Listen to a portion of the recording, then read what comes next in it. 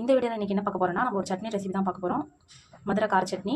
நான் வந்து 3 வெங்காயம் கட் பண்ணி எடுத்திருக்கேன், 4 காஞ்ச மிளகாய் எடுத்திருக்கேன், புளி வந்து ஒரு சின்ன துண்டு அளவுக்கு எடுத்திருக்கேன், பூண்டு வந்து 3 பூண்டு இது மாதிரி உரித்து எடுத்திருக்கேன்.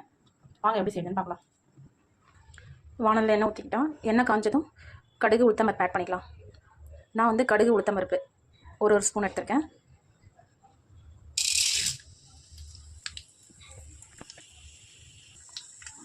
கடுகும் உளுந்தும் பொரிஞ்சிருச்சு. அடுத்து நம்ம பூண்டு ஆட் பண்ணிக்கலாம்.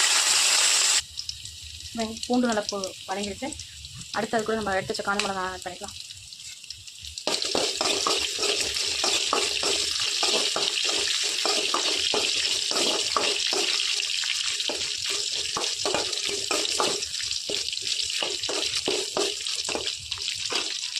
அடுத்து இதுக்கு புளி ஆட் பண்ணிக்கலாம்.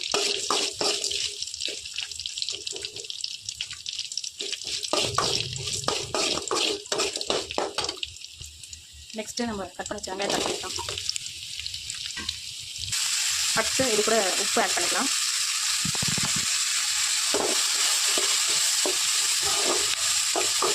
வெங்காயம் நல்லா வதங்கணும்.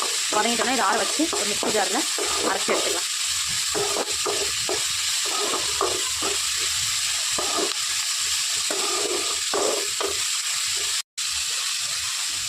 இது வந்து ஒரு இது நம்ம தக்காளி இல்லாத ஒரு ரெசிபின்னு கூட சொல்லலாம். தக்காளி இல்லாமலே நம்ம ஒரு சட்னி அரைக்கலாம்.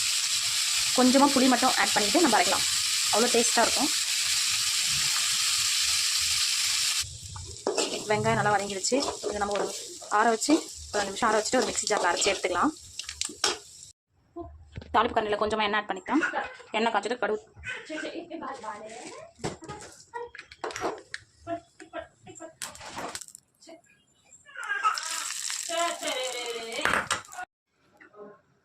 மதுரை கார சட்னி ரெடி. இந்த மாதிரி வீடியோ நம்ம சேனலை பார்க்கணும். நம்ம சேனலை சப்ஸ்கிரைப் பண்ணுங்கள். உங்கள் ஃப்ரெண்ட்ஸ் அண்ட் ஃபேமிலிக்கு ஷேர் பண்ணுங்கள். தேங்க்யூ. பாய் பாய். நெக்ஸ்ட் வீடியோவில் பார்க்கலாம்.